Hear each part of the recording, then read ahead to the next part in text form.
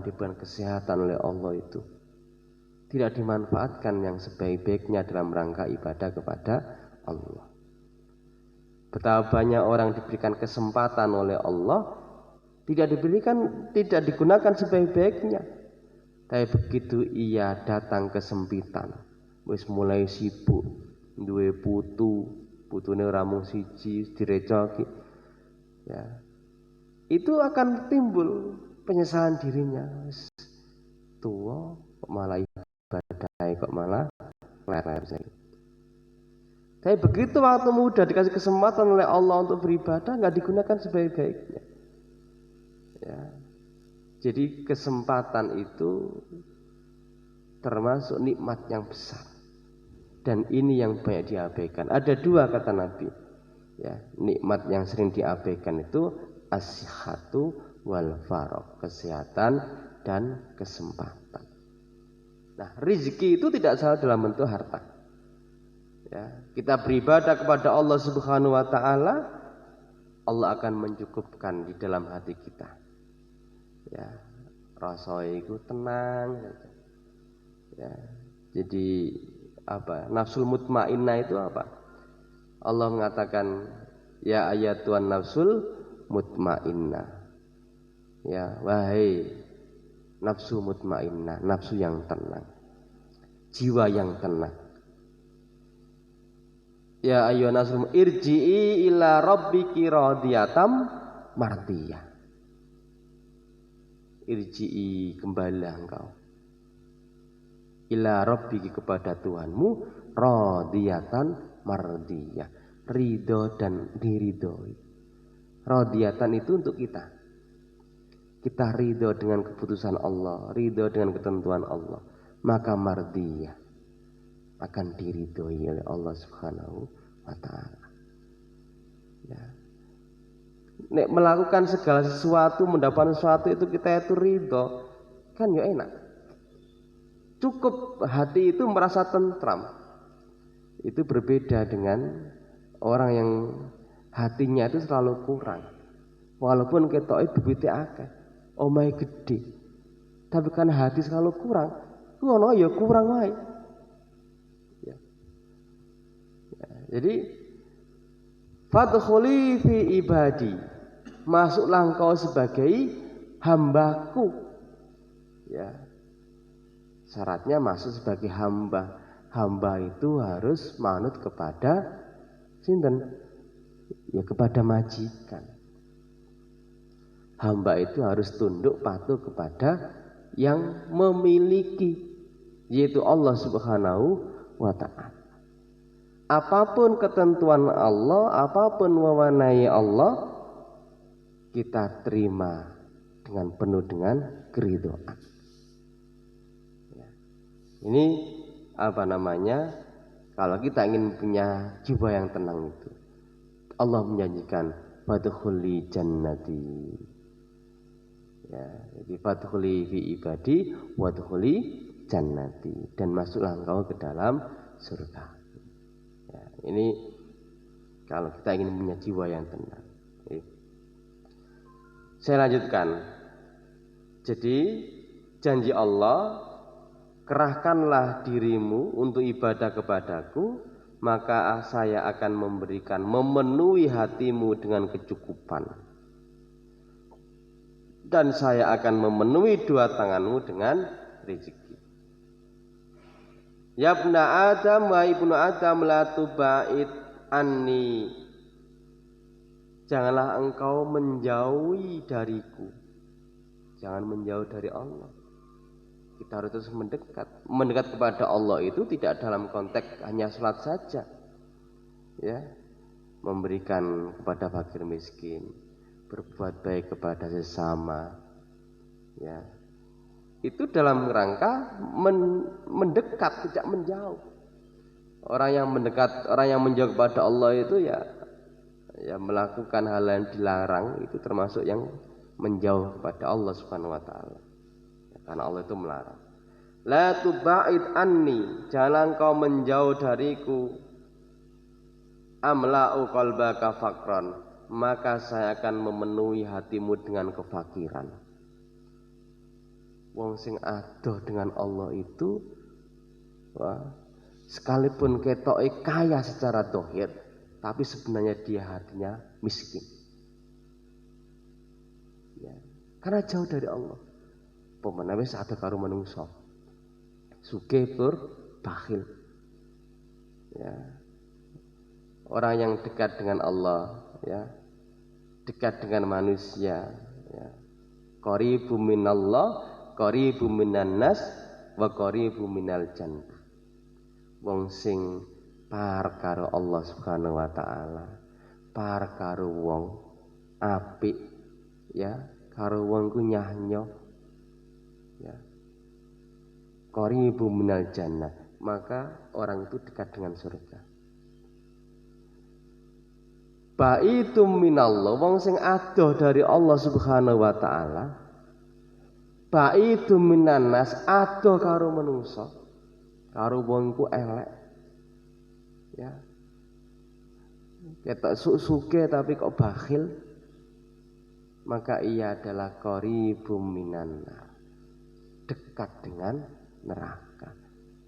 Wis adoh karo Allah, adoh karo wong, ya, karo wong iku wis elek lah, karo tangga iku, maka ia qaribum minan nar, ia dekat dengan neraka. Ya. Jadi ayolah hadirun, ya, janganlah kamu itu menjauh dariku. Kita harus mendekat.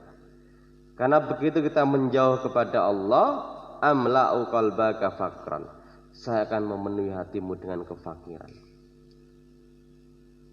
Wa amla'a yadaika saghlan, dan saya akan memenuhi dua tanganmu dengan kesibukan. Ya, sibuk, ya, tidak jelas, ya, kesibukannya itu untuk apa, ya. Jadi ini fadilah yang pertama dalam satu hadis itu, ya, hadis riwayat Al-Hakim. Jadi amla'a qalbaka ghina itu dijelaskan di dalam kitab ini apa? Qanaatu, qanaah, ya, dan diluaskan rezekinya, ya. Jadi amla'a qalbaka ghina, saya memenuhi hatimu dengan kecukupan itu artinya qanaah. Wong sing duwe sifat qanaah itu wong sing duwe rasa syukur atas pemberian Allah Subhanahu wa taala. Ya, maka Rasulullah memberikan isyarat. Ya, ini supaya kita ini punya sifat qanaah itu apa? Kaitan dengan syukur. Unduru ila man huwa asfala minkum wala tanduru ila man huwa fawqakum. Lihatlah orang yang di bawahmu dan jangan kau melihat orang yang di atasmu. Ya. Ini yang menyebabkan kita punya rasa syukur kita kepada Allah sehingga melahirkan sikap qanaah. Lihatlah orang yang di bawahmu, undur ila man huwa asfala minkum. Ya. Kalau bulan ini kita masih mendapatkan gaji dari pekerjaan kita bisa masih mendapatkan keuntungan dari perdagangan kita, itu kita bersyukur. Kenapa? Karena pada bulan ini pula banyak orang yang tidak seberuntung kita, ya kan? Itu banyak. Ya, maka lihatlah orang yang di bawah kita. Kalau bulan ini, hari ini kita masih memakai sepeda motor misalnya, maka lihatlah orang yang memakai sepeda ontel. Lihatlah orang yang berjalan kaki. Inilah yang melahirkan rasa syukur itu, dan itulah yang menumbuhkan sikap qanaah. Cukup atas pemberian Allah Subhanahu wa taala. Ya, sekalipun bukan kemudian tidak berusaha lagi sakmene wae, tidak, tetap ada ikhtiar. Tapi ikhtiar kita dengan pemberian Allah itu jangan kemudian menimbulkan sikap ngersuloh, kok saiki imen ya. Ya, karena setiap rezeki itu sudah ditakar oleh Allah Subhanahu wa taala. Wala tanduru ila man huwa fawqakum, dan janganlah kau melihat orang yang di atasmu. Iku ya stres, kan orang itu diberikan kadar rezeki oleh Allah itu beda-beda. Ya, Ada orang mau ngomong sak jam itu bayarannya 50 juta. Gitu. 50 sak jam ngomong sak jam bayarnya 50 juta. Ana sing luwih gede men. Ana sing bekerja mung apa gitu. Itu berbeda. Ya. Karena memang Allah memberikan fadlan, keutamaan kepada hambanya itu berbeda-beda. Ya kan? Ada orang yang diberikan takdir oleh Allah hidupnya ning gunung. Ya. Keterampilan yang dia dapat barangkali hanya pertanian misalnya. Itu kan berbeda. Walaupun yang di gunung itu dengan ikhtiarnya dia bisa berada di posisi yang lebih baik. Ya. Ini apa namanya? Isyarat Nabi ini luar biasa bagi kita. Ya, karena inilah yang melahirkan sikap syukur. Ya, syukur inilah yang bisa mewujudkan sifat qanaah di dalam diri kita. Ya. Kemudian keutamaan yang lain di dalam hadis ini, dalam riwayat yang lain, ini dari hadis At-Tabrani. Man kana dunya niyatuhu. Ada yang mengredasinya hammahu. Siapa yang menjadikan dunia ini sebagai niatnya, tujuannya. Ya. Man kana dunya niyatu, atau dalam redaksi yang lain hammuhu. Ya, siapa yang menjadikan dunia ini sebagai tujuannya. Farraqallahu alaihi amrahu.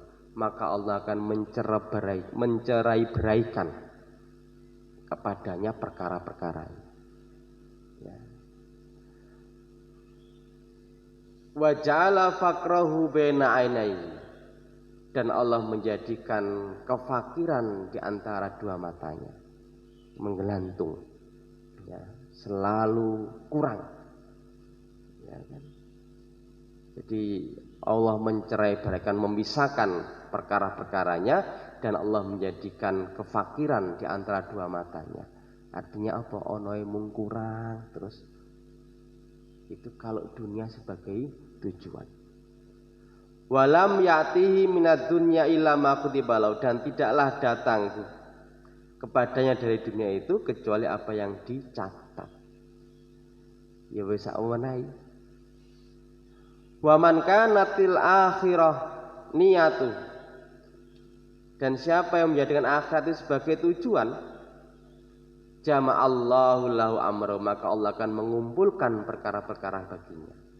Wa ja'ala ghinahu fi qalbi, dan Allah menjadikan ghina, kaya di dalam hatinya. Wa atadhu dunya wa hiya raghimah, dan akan datang kepadanya dunia itu wa hiya raghimatun, dalam keadaan hina. Ya, jadi ini apa namanya, berkaitan dengan tujuan, ya, wasilah dan ghoyah.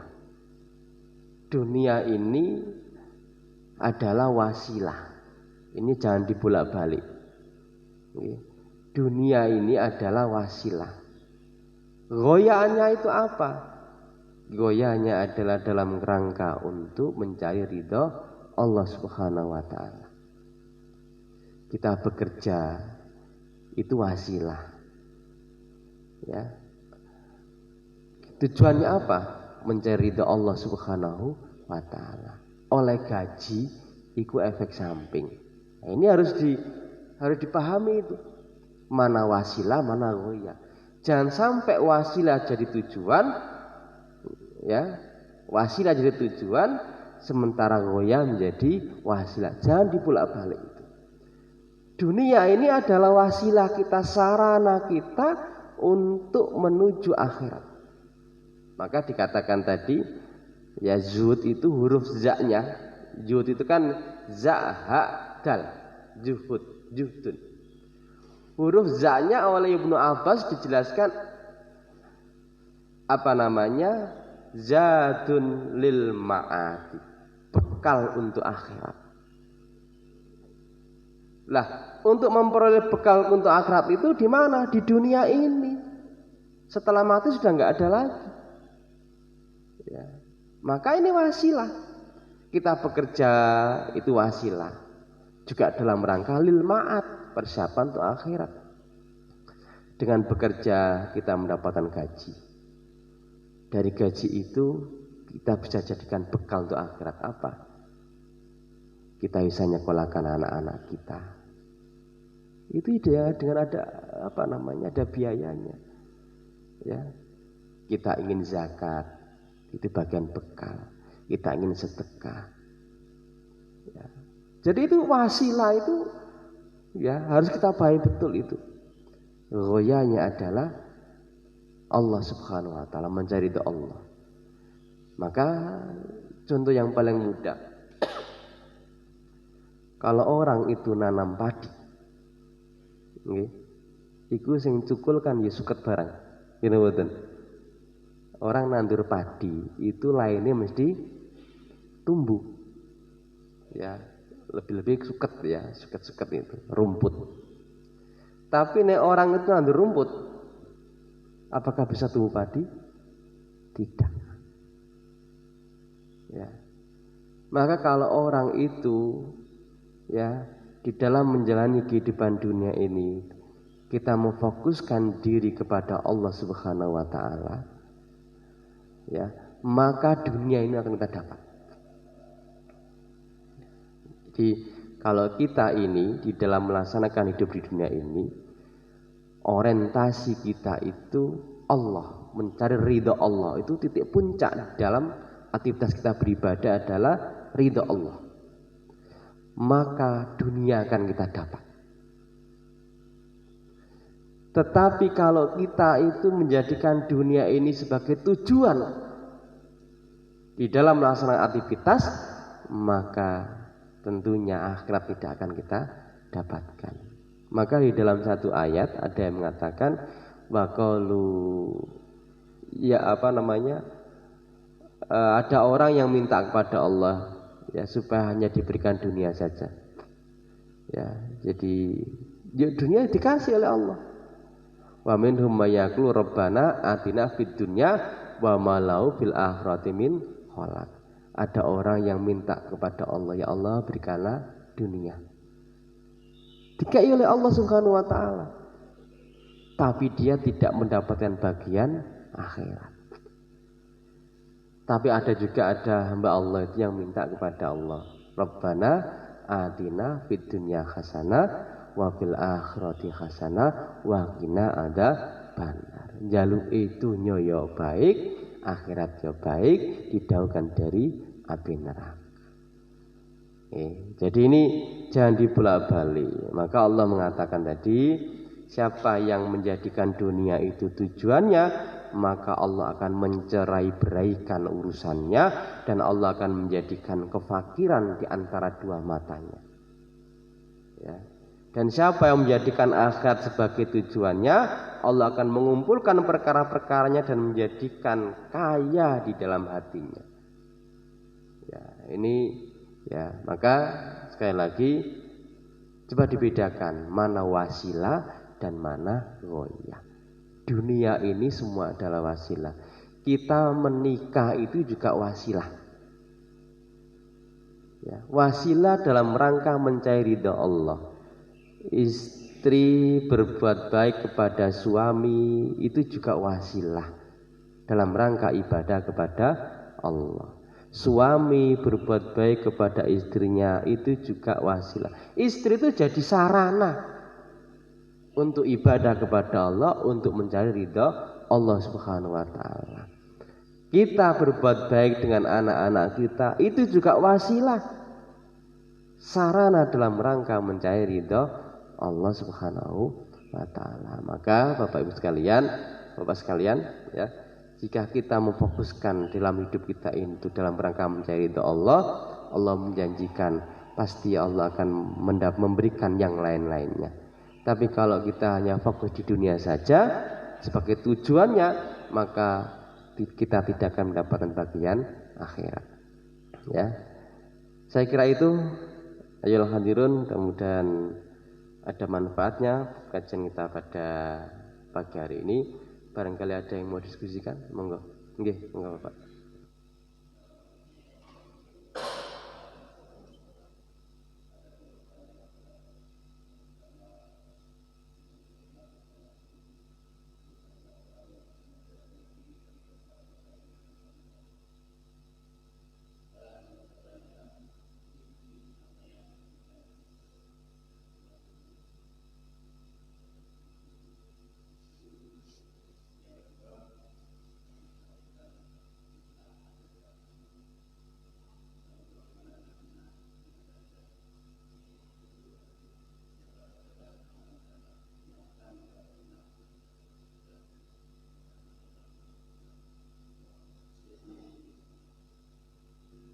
bagaimana kita ini bisa zuhud, ya. Semua itu kembali kepada ilmu, ya. Jadi kembali kepada ilmu, kembali kepada pengetahuan. Jadi amal itu, kita melakukan satu perbuatan itu mesti didasari dengan ilmu. Nah, dengan kita mengkaji ini, itu berarti kan kita tahu, ya, bahwa zuhud itu tidak kemudian harus menjauhi dari kehidupan dunia. Nah, bagaimana kemudian kita ini tetap, ya, kehidupan dunia tetap normal kita jalani dengan sebaik-baiknya? Kan intinya tadi bahwa bagaimana kita bisa tetap dalam ketaatan kepada Allah Subhanahu wa taala dalam kondisi apapun, termasuk dalam hal kita bermuamalah. Karena tujuannya adalah apa? Ngrekso, iso njaga diri, ya, dari hal-hal yang diharamkan oleh Allah. Ya, yang pertama adalah ilmu itu. Yang kedua, lingkungan itu penting. Ya, lingkungan itu penting. Ya. Maka kalau kita ingin bergaul dengan penjual minyak wangi, ya, bisa rasakan itu, ya dengan minyak wangi itu bisa kita kena kesababan wanginya, ya. Maka lingkungan, teman, komunitas itu penting. Itu yang bisa menjaga diri kita dari hal yang dilarang oleh Allah, ya, lingkungan. Ya, ini beberapa tip lah yang barangkali bisa kita lakukan. Tapi yang pertama saya tekankan aspek ilmu. Ya, kita mengilmui, kita memahami betul, ya, termasuk pagi hari ini kita bahas dalam konteks zuhud itu dalam rangka itu. Yang kedua, lingkungan kita, teman kita. Ya, itulah yang bisa menjaga diri kita dari perbuatan yang melanggar. Kita bisa ngrekso, ya, diri kita dari yang dilarang oleh Allah. Kemudian yang kedua, napa niku Pak? Fitnah Dajjal, fitnah akhir zaman. Jadi ini termasuk fitnah akhir zaman itu, ya, saya kira sudah masuk sebenarnya di lingkungan kita ini. Ya, TV 24 jam dengan berbagai macam siaran itu bagian dari fitnah. Fitnah itu kan artinya cobaan, Bapak. Fitnah itu artinya cobaan. Yang cobaan itu dari depan, dari belakang, ya, itu semuanya sudah masuk. Nah, bagaimana kemudian kita ini di tengah kondisi fitnah itu, ya, orang menyebut sebagai fitnah Dajjal, ya, bagaimana kemudian kita tetap istiqomah di dalam ketaatan kepada Allah Subhanahu wa taala. Intinya di situ sebenarnya. Ya, jadi kalau dibayangkan Dajjal itu bermata satu yang adanya membuat kerusakan, kan itu sebenarnya, ya. Membuat kerusakan di mana-mana. Kerusakan itu tidak selalu kemudian kerusakan dalam bentuk secara fisik. Ya. HP, ya, main game itu bagian dari merusak. Ya. Jadi anak kecil itu kadang sehari-hari bisa main HP. Ya, itu bagian dari fitnah, cobaan orang tua. Bagaimana kemudian amanah itu bisa dijaga. Ya. Karena dengan HP itu kemudian anak itu meninggalkan ketaatan kepada Allah misalnya. Saking asiknya main game, orang mau anak-anak kadang mau dewasa ya. Wong tua ya enggak hanya anak-anak, saya kira wong tua ya main game. Iku ya wis lali sekabehan. Ndelok sinetron napa niku? Napa sinetron napa? Sing lagi kalau niku mboten dalam wonten TV, ya, dirang ngerti teratun ndelok sinetron. Ya, sinetron apa itulah itu. Sampai kemudian lupa dalam ketaatan kepada Allah. Ya, saya kira gitu, ya Pak. Ada lagi? Ada cukup? Oke. Mudah-mudahan ada manfaatnya dan saya akhiri. Nasrun minallah wa qarib. Wassalamualaikum warahmatullahi wabarakatuh.